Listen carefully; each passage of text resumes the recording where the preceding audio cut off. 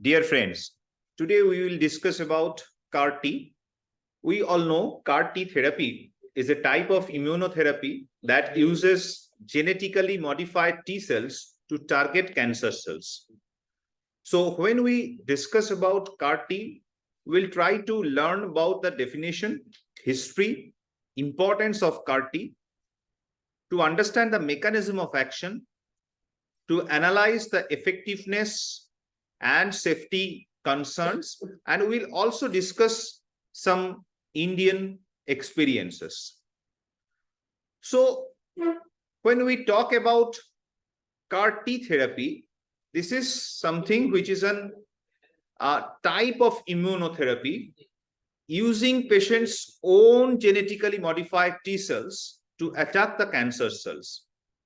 So the first step is collecting the patient's T cells, then engineering them in a laboratory to produce specific receptors known as chimeric antigen receptors, then infusing them in the patient's bloodstream after some modification.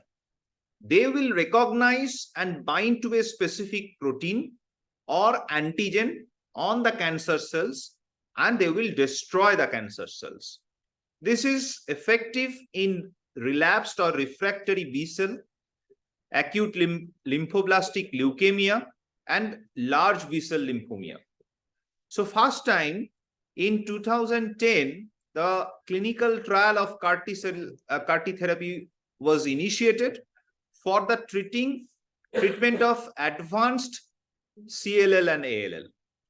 And the history begins at 1992 when one great Israel scientist, Dr. Zelig Eshar, first time developed the concept of CAR, chimeric antigen receptors.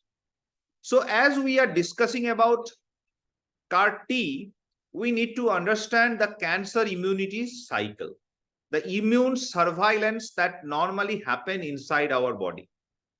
So first we need to understand the antigen, from where the antigen comes. The tumor associated antigens, they are captured from the dying tumor cells and captured by the antigen presenting cells. Now these antigen presenting cells, like dendritic cells, they will activate it and express different receptors. They become matured and migrate to lymph node. Now we all know that in the lymph node, the naive T cells are waiting, and this antigen presenting cell with that captured antigens, they present to CD4 and CD8 T cells, naive CD4, CD8 T cells via the MHC class 1 and 2. And also they will express that different co-stimulatory molecules. So there will be a bonding between the T cell and the antigen presenting cells. And that co-stimulatory molecules like CD40, 80 and 86 specifically, this interaction results in secretion of different critical cytokines, which again regulate the T cell responses. They will activate the naive CD8 T cells, make them converted into the cytotoxic T cells. They will immigrate from lymphoid organs to the bloodstream and reach tissues, and ultimately they will infiltrate the tumor tissue. Activated cytotoxic T cells recognize specific tumor associated antigen and present it to them to dendritic cells. So this will be again a cycle, because as they are killing the tumor cells by secreting perforins and different granzyme, so lots of tumor cell associated antigen will be produced, and the cycle will be go on and on. So this immune surveillance is very critical for cancer immunity. So when we talk about CARs, the chimeric antigen receptors, they are synthetic receptors that have the specificity of a monoclonal antibody and a signaling domain that capable of inducing a cascade of events in the chimeric antigen receptor engineered immune cells, specifically the T lymphocytes here, upon the target engagement.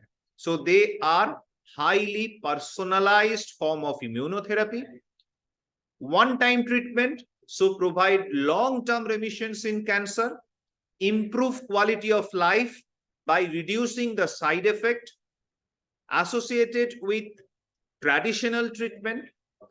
There are certain severe life-threatening toxicities, and that is why we need to monitor our patients carefully after providing this CAR-T due to severe life-threatening toxicities that may arise. Modest anti-tumor activity, antigen escape, restricted trafficking, and limited tumor infiltration. These are some concern with specific CAR-Ts. So when we talk about indication where we can use, till date, the good results come in the field of hematological malignancies, solid tumors, and research are ongoing to treat HIV infection. So basic 3-step followed by the infusion of the CAR-T. The first step is collection of patient's T cells. Second is genetic modification of the T cells. Third is expansion of the CAR-T cells. And after that, infusion back to the patient, that CAR-T cells, which will recognize and destruct the cancer cells. So when we talk about CAR-T therapy, what is unique indeed in this? So first of all, if we have a conventional T cells, they can distinguish between foreign peptide MHCs and the body's own MHCs via their T cell receptors. They trigger a small number of agonist peptide MHCs compared to the thousands of self-peptide MHCs. When we insert CARs in the T cells, they redirect them to target a preferred antigen, not all antigen, preferred antigen. And this flexibility is important. So CAR-Ts combine the antigen binding ability of the monoclonal antibodies with T cell self-renewal activities and lytic capacities too. So flexibility of the CARs, the chimeric antigen receptors, arise from their ability to recognize antigens in the absence of MHC presentation, which is opposite of our own T cell response. So T cell receptors can recognize short peptide sequences, whereas these CAR-T cells, they can recognize several tumor antigen in different forms, like it could be proteins, it could be glycolipids, it could be carbohydrates, like that. So CAR-T therapy, they are acting via independent mechanism on MHC expression on the cancer cell. So that is something unique on CAR-T therapy. And this promotes enhanced cell recognition undisturbed by the tumor's ability to avoid MHC restricted recognition of T cells. So tumor's ability to encourage defective antigen processing by downregulating the HLA class 1 molecule, that is something, a classical characteristic of CAR-T therapy. And when we talk about specificity of CARs, the chimeric antigen receptors in targeting the cancers, which makes them appealing alternative to standard cancer treatment like chemotherapy and radiation, we need to understand the structure well. So there is some extracellular domain, and when we talk about extracellular domain, this is something also known as ectodomain. So they are acting as antigen recognition domain. So it could be a single chain fragment variant. So antigen specific immunoglobulin separated by a flexible linker and attached to the transmembrane domain by a spacer, that is a hinge, responsible for the transmission of receptor binding signals. Then There is a intracellular domain or endodomain, and between that we also have a transmembrane domain. And this transmembrane domain is essential for receptor stability and surface expression. So there is a hydrophobic alpha helix that extends in the cell membrane. Now, when we talk about intracellular domain upon stimulation clusters and undergoes conformational changes and recruit, and also phosphorylation happen of downstream signaling proteins. And depending on the intracellular domain, the CARs can be divided in 5 generations. So first generation, they have only one single activation domain, generally CD3 zeta, which is a cytoplasmic domain. When we have a CD3 zeta plus one co-stimulatory domain like CD28, then that is the second generation CAR. When we talk about third generation CAR, that is the multiple co-stimulatory domains along with CD3 zeta. It could be CD28, CD134, CD137, like that.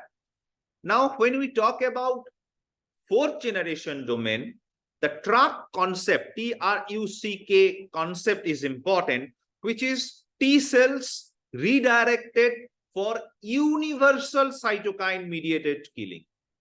These were engineered to release transgenic cytokines like interleukin 12, and upon CAR signaling in the tumor tissue to overcome the tumor mediated immune suppression and endorsing a robust therapeutic outcomes, because this interleukin 12 cytokine is very critical for the induction of interferon gamma, perforin, granzymes in the T cells. And they also inhibit the Treg proliferation.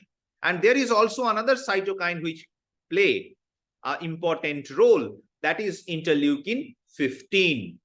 That results in T cell expansion and survival. And also in interleukin 18, which are against, they have specific action against large pancreatic and lung tumors. Now the fifth generation, the truncated cytoplasmic receptor for interleukin 12 and a beta chain domain like interleukin 2 receptor beta, that truncated intracellular interleukin 2 beta chain receptors, they are also along with the transcription factor like STAT3/5 binding motif.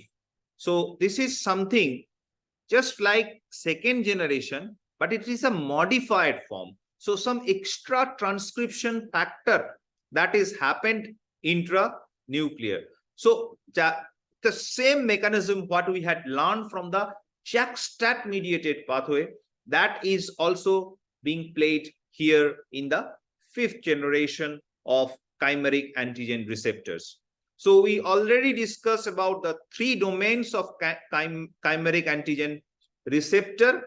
One is ectodomain or extracellular domain, one is transmembrane domain, and one is intracellular domain. When we talk about extracellular domain, there is some fragment variant, signal chain fragment variant that is present over the variable light chain of the antibody, and there is one linker we can see here, and this extracellular domain is attached to the transmembrane domain by a hinge or spacer region, and transmembrane domain connect between ectodomain and endodomain, extracellular domain and intracellular domain.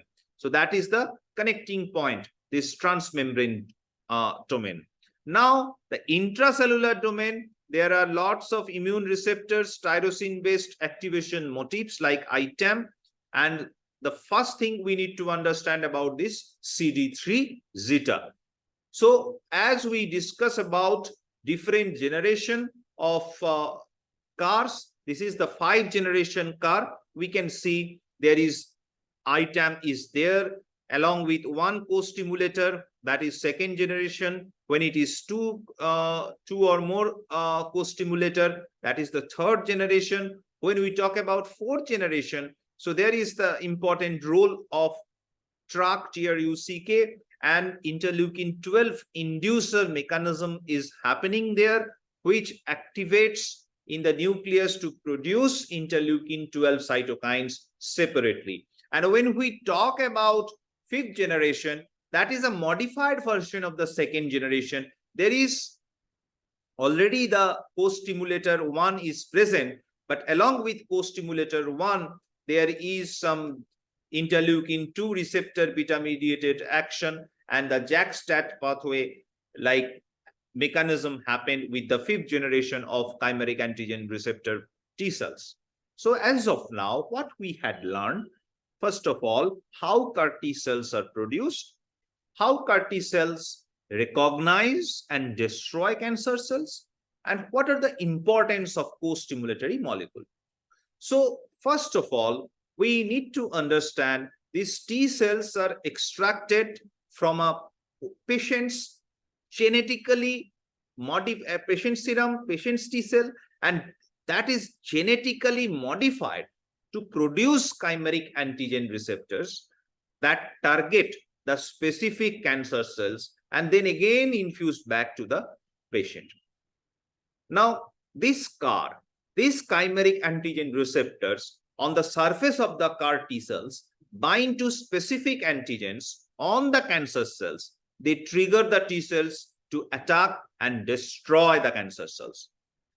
Finally, the importance of the co-stimulatory molecules. So co-stimulatory molecules on the surface of the CAR T cells are required for optimum T cell activation and proliferation. So these three important points we need to know about the CAR T therapy. So how we can produce CAR T cells? It is totally personalized. So we have to prepare CAR T cells in a personalized way. So first step is leukapheresis. That is collecting WBC, including T cells, from the patient's bloodstream and sending them to the lab for genetically modification. At the same time, we need to do, before reinfusing the CAR T therapy, the lymphodepletion in the patient. So the reducing number of the lymphocyte in the patient's bloodstream, because we want to create a space for the infused CAR T cells to expand and proliferate. Then we need to reinfuse the genetically modified T cells back into the patient's bloodstream. And these CAR T cells migrate to the site, recognize and attack the cancer cells that express the target antigen. But what is important? We need to monitor for adverse effects and also therapeutic response. This infused CAR T therapy, CAR T cells presents in the circulation for several months to years also.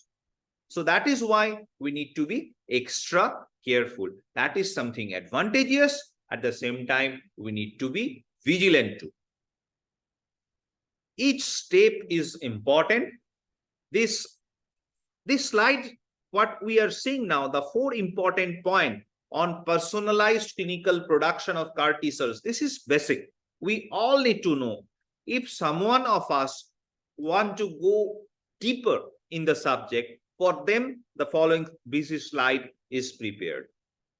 So if we dissect in details the data, detect the procedure of CAR T therapy, then we need to understand first how we can collect leukocytes from the patient. If I am collecting leukocytes from the patient, that is autologous. If that is from some donor, that is allogenic. So from the peripheral blood via leukapheresis. So leukocytes are extracted and the rest of the blood products again return to the circulation. Then T cells are augmented, separated, washed with some buffer that is specific for leukapheresis. At the CD4 and CD8 level of the T cell subsets that were separated using specific antibody coated bead conjugate markers. Those isolated cells are then cultured, activated by purified allogenic or autologous antigen presenting cells, or sometimes by introducing beads coated anti-CD3 or anti-CD28 monoclonal antibodies. Interleukin 2 is the most common growth factor used to induce rapid growth of T cells. So this is, we need to understand which cytokine, that is the interleukin 2, is used for the growth of the T cells. And if we have a cytokine cocktail of interleukin 2, interleukin 7, and interleukin 15, they will induce better expression of CD4 and CD8 CAR T cells. Now, this is very important, though this is a very busy slide, but one thing is important to understand how we can deliver.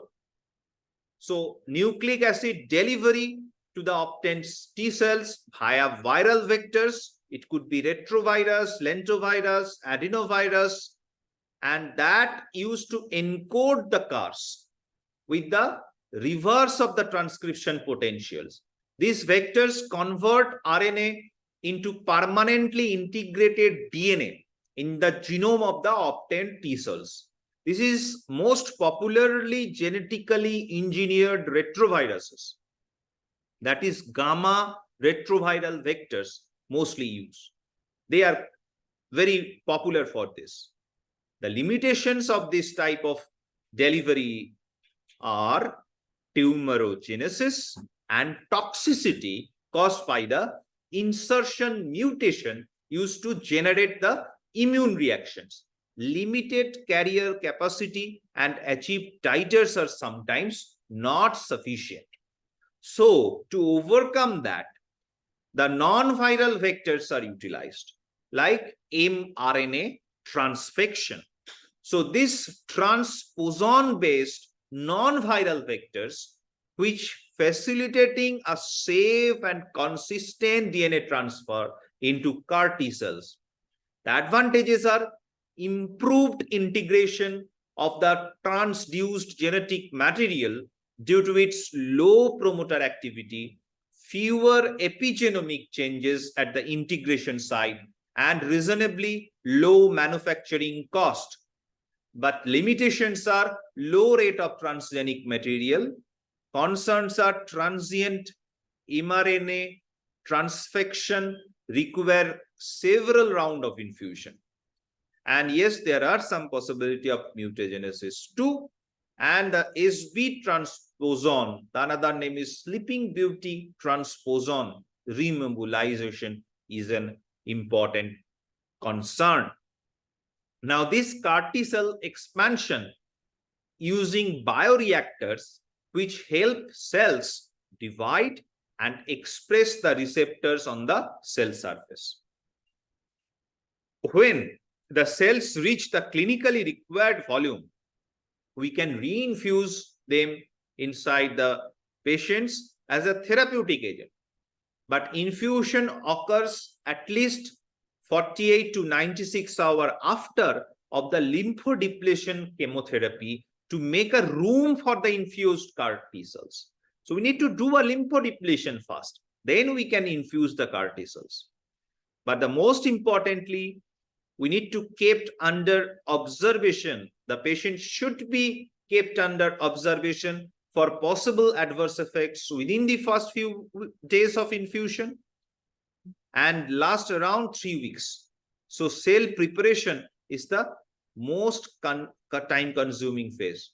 So administration of the T cells to lymphodepleted patients has shown superior anti-tumor properties compared to the lymphoreplete patients. So that is why we need to do this lymphodepletion and removal of all those endogenous lymphocytes, because that lymphocytes will act as a cytokine sink which facilitate the accessibility of the infused T cells to hemostatic cytokines like interleukin 15, 7, and 2, which stimulates the JAK-STAT-mediated expansion.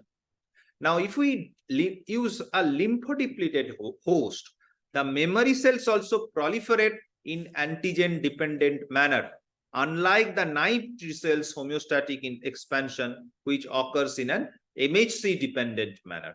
So this is an advantage of the CAR-T therapy, what we had already discussed. It acts in a MHC independently.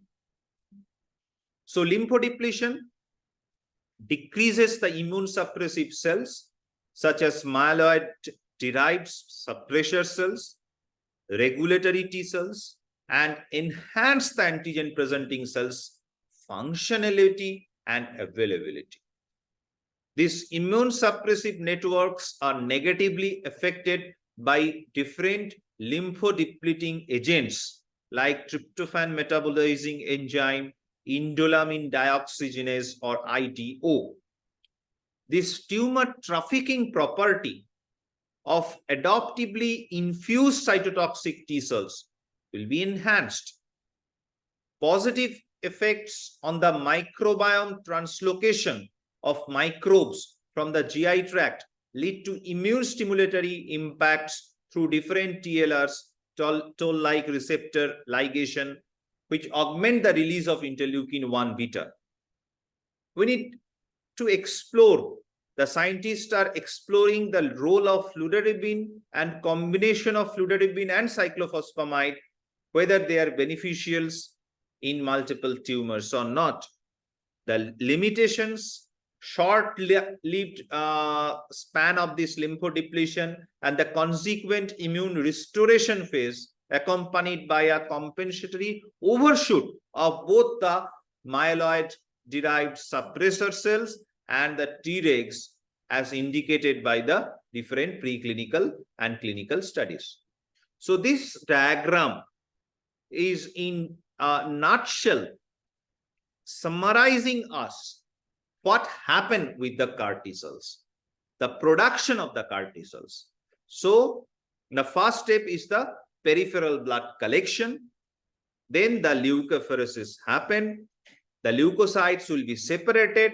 The other blood products will be again returned back to the patient. Now the antibody coated beads, conjugates will be done. Isolation on activation of the T cells. We'll get the activated T cells, CD4, CD8 T cells. Now, need to deliver the gene encoding the CARs, that is chimeric antigen receptor, to the T cells. It could be via mRNA transfection. It could be via some viral vectors like lentivirus or transposon mediated, most commonly used the sleeping beauty codon. So they will, what happen in the T cell, they will insert those chimeric antigen receptors. And here the chimeric antigen receptor T cells will be expanded via a bioreactor, and ultimately the infusion will be prepared. But before starting the infusion, we need to do a lymphodepletion chemotherapy. Then we can give a space for CAR-T cells inside the patient. So this is generally an autologous thing. What happened in the allogenic? It could be from the healthy donors or from the umbilical cord blood, the stem cells, the naive cells, or somatic cells coming from the healthy donors. They also can be utilized, and they also can be delivered the gene encoding via these mechanisms discussed.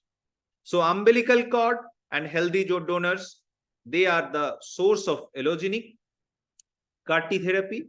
So the other steps are same. So induced pluripotent stem cells from somatic cells or directly stem cells from the umbilical cord, they will give us the T cells. Then the gene editing will be done. The T cell transduction will be done. The chimeric antigen receptor will be constructed. So the T cells engineered with this chimeric antigen receptor construction, they will be expanded, and they will be ready for the patient administration. But before that, we need to do the lymphodepletion chemotherapy. So in nutshell, the mechanism of action, the binding of the chimeric antigen receptors to a targeted antigen that present on the tumor cell surface via some short chain fragment variant recognition domain, the ectodomain. Then they will elicit anti-tumoral effects through secretion of different inflammatory cytokines like interleukin-2, interferon gamma, TNF alpha, and other cytolytic effector function via perforin and granzymes, TNF-related apoptosis-inducing ligand or trail, which binds to death receptors DR4 and DR5 specifically on tumor cell surface to activate the graft versus tumor effect via these donor T cells. And this tumor cell apoptosis can be limited via the activation of the caspase-8 and the formation of death-inducing signaling complex or DISC, leading to cell death mediated by mature caspase-3, subsequent cleavage of 500 cellular substrate as a result of FAS and FAS ligand pathway activation.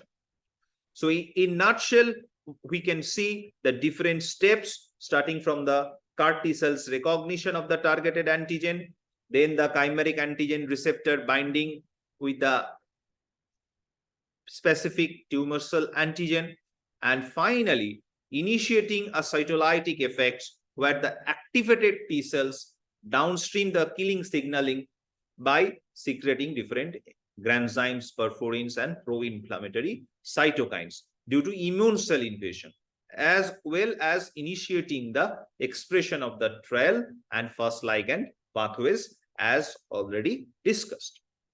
Now, what are the different US FDA approved CAR T therapy products? So we have some products which can be used less than 25 years of age with B cell precursor ALL refractory or in second or later relapse.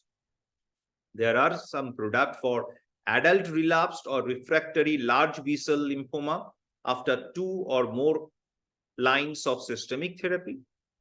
Adult patients with relapsed or refractory mantle cell lymphoma. Also, the adult patients with relapsed or refractory multiple myeloma who already received at least 4 prior lines of therapy, including the anti-CD38 monoclonal antibody, a proteasome inhibitor, and immunomodulatory agent. There also this drug was approved. So another arena, that is HIV reservoir eradication, and the strategy is very interesting, the kick and kill strategy. So eliminating latently infected cells which acts as a reservoir. So latency reversal agents which induce the virus via transcriptional reactivation of the incorporated provirus within the infected cell. So these latency reversal agents, they have a kick action. Infected CD4 T cells then starts producing and assembling the virus. Upon leaving the cell membrane, the engineered CD8 CAR T cell here will detect the expressed viral antigens and they will kill. There will be the kill action by different perforin granzyme secretion and sending the cell to the apoptosis. So this is a very unique feature of kick and kill strategy to eliminate latently infected HIV cells, HIV infected cells. So yes, there are certain safety concerns like CRS, cytokine release syndrome, which can be manifested as fever, flu-like symptoms, hypotension, organ dysfunction. There could be some neurological toxicities like confusion, seizures, and aphasia, including encephalopathy. It could be infection and febrile neutropenia, hematological toxicities like anemia, thrombocytopenia, and leukopenia. Long-term side effects could be B-cell aplasia. What is important? Close monitoring and follow-up. That care is critical components for the CAR-T therapy. So these are some data which suggest 25 studies meta-analysis, including more than 1,000 patients, found that the CRS was 77.9%, with 22.1% of cases classified as grade 3 or higher. So 23% patient suffer from severe CRS. Again, neurological manifestation. Systematic review of 39 studies, including around 2,000 patients, found the incidence of neurological toxicity was 43%, whereas 7% of them has grade 3 or higher severity. Meta-analysis of 13 studies, including 445 patients, found that incidence of hematological toxicities was 45%, but only here 4% of the cases classified as grade 3 or higher. So these are a few safety concerns we need to know. So a systematic review of 31 studies, including almost 1,700 patients, found that incidence of infection was 34% and 6% of them can be grade 3 or higher. Now, final part, the Indian experience. This is very promising because a phase 2 clinical trial of CD19 directed CAR-T therapy in patients with relapsed or refractory B-cell lymphoma is being conducted at the Tata Memorial Hospital in Mumbai. And the trial is sponsored by the hospital and is expected to be completed by 2024 December and give us a lot of answer. A phase 2 clinical trial of anti-BCMA CAR-T therapy in patients with relapsed or refractory multiple myeloma is being conducted in All India AIIMS in New Delhi. The trial is also sponsored by AIIMS and is expected to be completed in December 23. A phase 1-2 clinical trial of CD19 directed CAR-T therapy in patients with relapsed or refractory B-cell acute lymphoblastic leukemia is being conducted at CMC Vellore. This trial is sponsored by the hospital and will be completed by December 2023. A case series from India on 4 patients with relapsed or refractory B-cell acute lymphoblastic leukemia who received CD19 directed CAR-T therapy at CMC Vellore. 3 of them, of the 4 patients, achieved complete remission after the therapy, and the 4th patient achieved partial remission. So these are ongoing trials in India. So yes, the cost is something of huge concern here, but at least science is showing some hope of ray of hope for our patients. So the take-home message, CAR-T therapy is a promising new approach to treat cancer, remarkable successes in treating some specific types of cancers like hematological malignancies. So by engineering patients' own T cells to recognize and attack cancer cells, CAR-T therapy offers a targeted and personalized approach to cancer treatment. Ongoing research is focused on optimizing CAR-T therapy to improve the efficacy and minimize the adverse effects. As such, the landscape of the CAR-T cell therapy is likely to evolve rapidly in the upcoming years. While CAR-T therapy has shown promising results, it also associated with a range of adverse effects like cytokine release syndrome, neurotoxicity, long-term toxicities like B-cell aplasia. Close monitoring and management of this adverse effect are critical to ensure patient safety and optimizing the outcome. The CAR-T therapy is not a one-size-fits-all approach. As such, the selection of appropriate patient, appropriate CAR-T cell product, and treatment regimens that requires careful consideration and individualized decision making. So finally, we'll have a few MCQs. Please try to answer this. Which of the following statements is true about CAR-T therapy? It is a type of chemotherapy. It involves the use of genetically modified cells. It can be used to treat all types of cancer. It has been approved for use in India for more than 10 years. I think you all are right because the answer is B. It involves the use of genetically modified T cells because it is not a chemotherapy, it is an immunotherapy. It cannot be used to treat all types of cancer, we already discussed. And only the clinical trial started from 2012 all over the world. And in India, it is very recently had been introduced for phase 1 or phase 1, phase 2 bridging clinical trials. Next question is, which of the following is a common adverse effect associated with CAR-T therapy? Is it hair loss, nausea and vomiting, cytokine release syndrome, hypertension? Yes, you are correct. The answer is cytokine release syndrome. This is the common adverse effects. What is the most common type of cancer treated with CAR-T cell therapy? Is it breast cancer, lung cancer, leukemia and lymphoma, colon cancer? Yes, you were right that according to the evidences what we have now till date, this is generally for the hematological malignancies had been approved, but studies are ongoing for the solid cancers also, solid tumors also. But for this MCQ, the answer could be the leukemia and lymphoma, as you had mentioned.